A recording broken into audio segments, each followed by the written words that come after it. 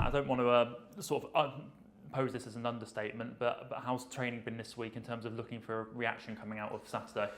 Yeah, I mean, a reaction to result would be great if we could carry on the last half an hour of that game. As always, you dissect it, digest it, put it into context in terms of certain moments of the game. We know we have to be a lot better than we were for large parts of the weekend. But then there was a version of us which we all really liked, and we want that to continue. So we've been quite clear with our messages this week, or tried to be, kept it as simple as we possibly can, and there's a collective understanding that we need to get back to a certain type of team. Forget where the ball is and who's involved in that and individual aspects to it, and getting the team looking like we wanted it to look at the start of the season, which it generally was for our pre-season, and getting us going in the right direction. You mentioned earlier there was a behind closed door friendly here earlier this week as well, chance to get some more minutes in the legs. How did that go? Yeah, a good game. We're grateful to Cheltenham for playing that game and bringing a strong enough team to make it competitive. Good run out for a lot of players, good minutes in the bank. Some coming back from not places of injury, but places of not enough game time. So it was competitive. You want those games to be competitive. It had a bit of an edge to it. It was a level scoreline to finish, but some good goals and some good attacking play on show. Important we get Shaq fully up to speed. He started that game, and instead of everyone seeing him as an impact who comes onto the pitch when you're ultimately chasing something as a team, he's able to have a bit more rhythm in his game. And then other important minutes for players are going to be important, not just going into this weekend, but for the next few weeks and next few months.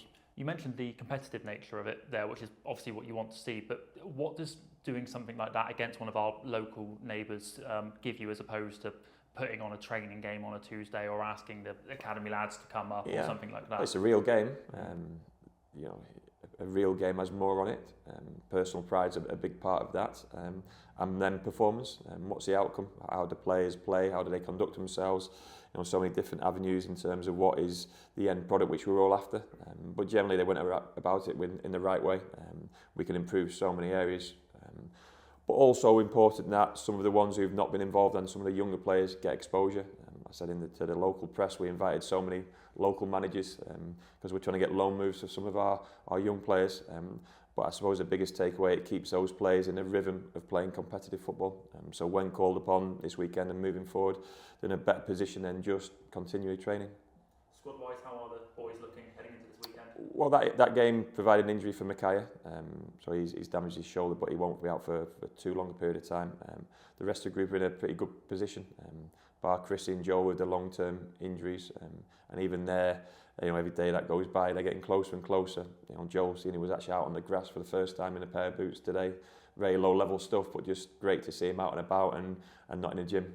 And probably we're all looking forward to the moment when Chrissy gets out the swimming pool and can sort of walk and move in a better condition than he is at the moment. He'll have another scan next week. So generally in a good place. Still searching and striving for a better longevity of fitness within the group in terms of match fitness, and more who can play that 90 to 100 minute mark, which our competitive games are.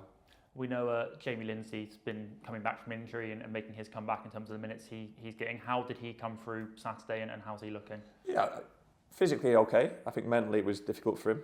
A difficult game to start. There was a lot of moving parts around him, and he probably got caught a little bit in between. We tried to clear that up with him this week.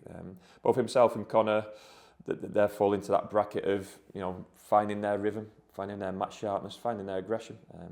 And there's various ways to get their game a foundation or give it a platform to perform, and they're both experienced enough in terms of the rest of the group to be able to do that on their own, but they need some strength around them. So looking forward to seeing them start a home game if selected, but yeah, it's going to be two important players for us moving forward, and I expect that both of them only to get better from this point on. So Wycombe Wanderers on Saturday started the season really well. You said to us earlier they've scored 2 goals in every league game this season, so going to be a really tough game at the moment. Yeah, one to look forward to. Fantastic challenge.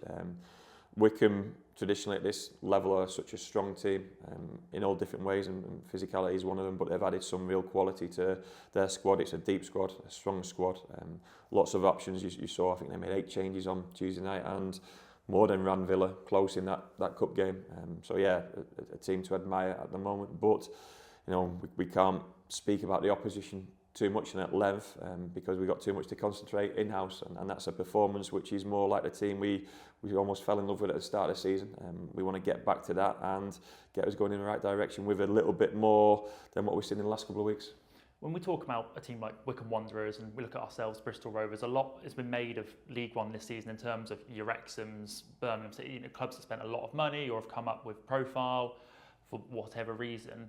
But these are the teams that have been League One for such a while, and the quality in those sides has only got better as well. It shows where the league has been going over the last few seasons. Yeah, we've all felt that this season. I think this season is incredible in terms of the strength of it, the size of it, but also the quality as well. Every team we play against is a better calibre of player than last season by an absolute distance. So it's a harder league to compete in, but I think Wycombe are a prime example of there's very little weaknesses in their team. They are a team with serious physicality, serious know-how, serious quality. Even with a few injuries here and there to so-called senior players and important players, they still function at an incredible capacity. So yeah, they've got an awful lot right on their pitch in terms of their recruitment and the way they've built a squad for this level.